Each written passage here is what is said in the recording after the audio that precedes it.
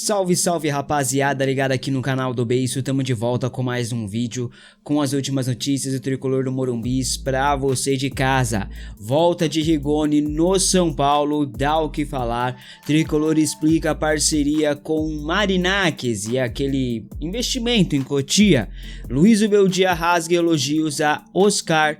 Tudo isso e muito mais conta a partir de agora, fica até o final, não saia por nada, deixa o like que ajuda demais o crescimento do canal e se inscreva aqui se você não for um inscrito, você vai entender o porquê que o Rigoni acabou não vindo, tava tudo praticamente certo, tá rapaziada?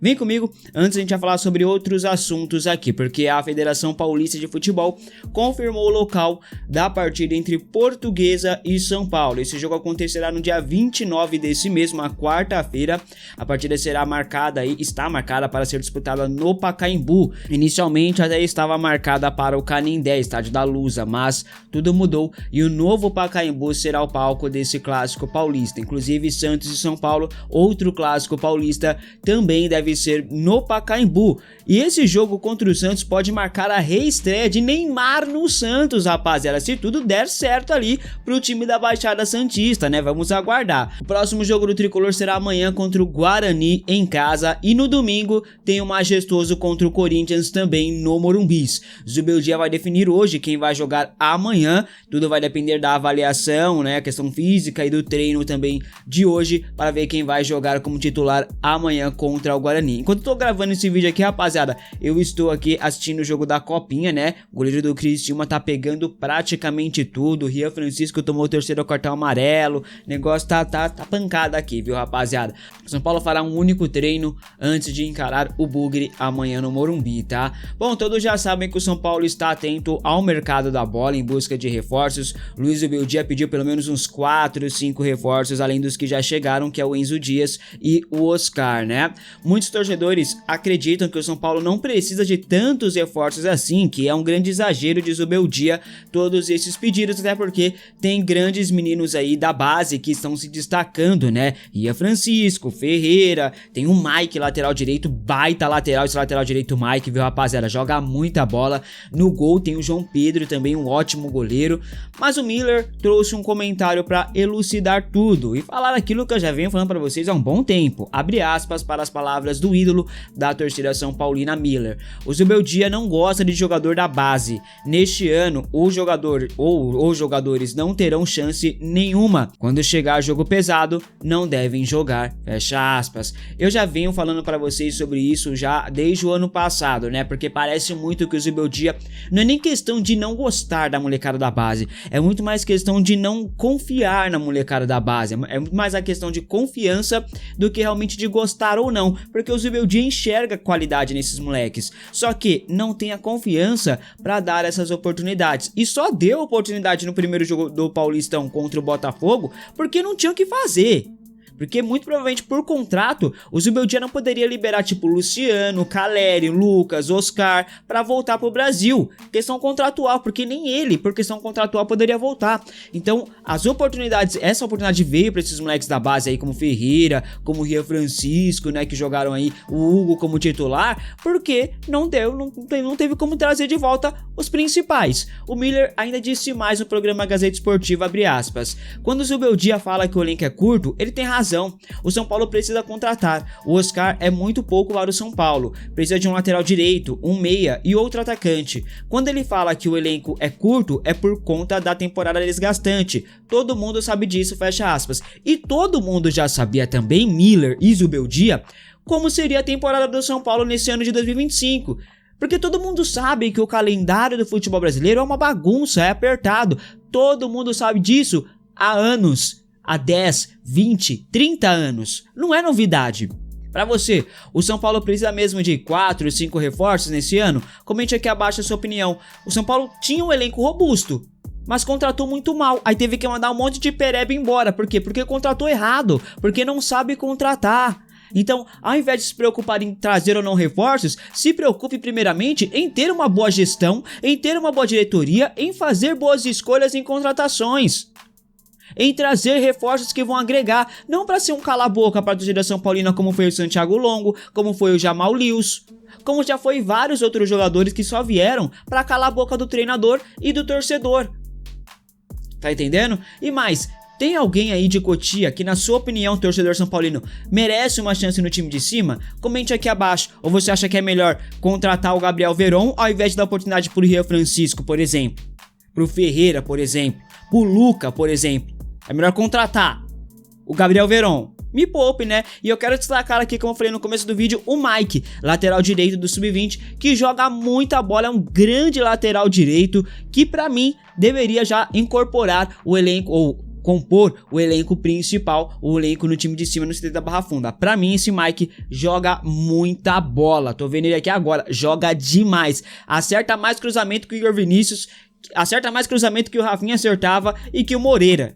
Joga muito. Pra mim, lateral tem que saber cruzar. Lateral que não sabe cruzar uma bola, pra mim não presta. Pronto, final. Falei. Bom, a maior contratação do São Paulo neste ano, pelo menos por enquanto, é o Oscar. E acho que não vai chegar um outro maior do que ele, né? Tanto que o Oscar foi tido aí, apresentado como um super reforço. O cara vai ganhar cerca de 2 milhões de reais por mês de salário. É um dos maiores salários do futebol brasileiro na atualidade. Ele participou dos 2 jogos do São Paulo na FC Series lá nos Estados Unidos. Mostrou muita qualidade técnica e deixou boas impressões. Tanto que Luiz Beldia rasgou elogios para o meia tricolor e disse o seguinte, abre aspas, o Oscar era o que necessitávamos para dar um pouco mais de forma ao que tivemos no ano passado. Ele pode jogar centralizado, como fez no último jogo, ou numa beirada, o que é bom, porque te deixa jogar de outra maneira. No segundo tempo ele começou pela direita, depois voltamos para a esquerda. Se ficasse mais alguns minutos, teríamos 2 ou 3 situações de gol.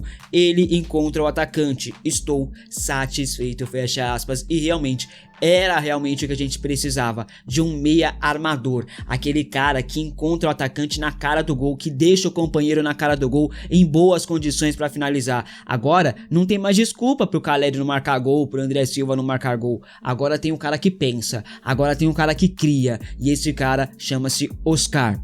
E o Luciano, se tiver oportunidades como centroavante ou como segundo atacante, também vai se beneficiar muito, porque o Luciano é um cara decisivo. E o Oscar metendo bola pra ele adoidado, esquece, fi. Aí o Luciano já fez 18 gols na temporada passada, sem o Oscar. Com o Oscar, o Luciano mete 30, 40, de boa. E o Júlio Casares voltou a falar sobre a tal parceria com o bilionário grego, né? Parceria essa que será por um investimento astronômico nas categorias de base de Cotia. Serão mais de 600 milhões de reais aportados na base tricolor. O Casares explicou a situação e disse o seguinte, abre aspas, fui procurado no ano passado diretamente pelo Marinakis, um empresário bilionário que gosta de futebol. Ele me procurou, queria me conhecer. Eu não o conhecia pessoalmente, tivemos um encontro em São Paulo, 2 encontros em Londres, estamos conversando sobre grandes projetos. Agora, eu não estou falando de SAF, fecha aspas, deixou já bem claro. Só para constar, o conselho do clube, né, pediu maiores explicações para o Casares sobre essa tal parceria. A reunião para a explicação do Júlio Casares está marcada para o dia 28 desse mês, semana que vem. O mandatário afirma que não vai vender a base e disse mais. Quando eu falo da base, não é vender a base, porque o São Paulo tem um patrimônio próprio, tem um know-how, tem seus profissionais, tem um patrimônio. Isso é inegociável. O que o São Paulo e os formadores de opinião têm que entender é que o mercado de base mudou. O que o São Paulo está fazendo de forma inédita é se adaptar a esse mercado, disse o Júlio Casares. Casares ainda afirma que a ideia é vender 5 beraldos por ano. Olha só que loucura, abre aspas. A vinda de um investidor é o quê? Ele ganha o retorno do que colocou, mas me dá a condição, em vez de vender um beraldo por ano, vender 4, 5. Com isso, ele ganha, nós ganhamos e não compromete o patrimônio, fecha aspas. A pergunta é, aonde você vai arrumar mais 5 beraldos para vender? Você tem à disposição? Vai vender o Rian Francisco a preço de banana. Vai vender o William Gomes a preço de banana. O Rian Francisco é jogador para ser a maior venda da história do clube, né? O William Gomes também próximo disso, acho que o Rian vale até um pouco mais por ser um homem-gol.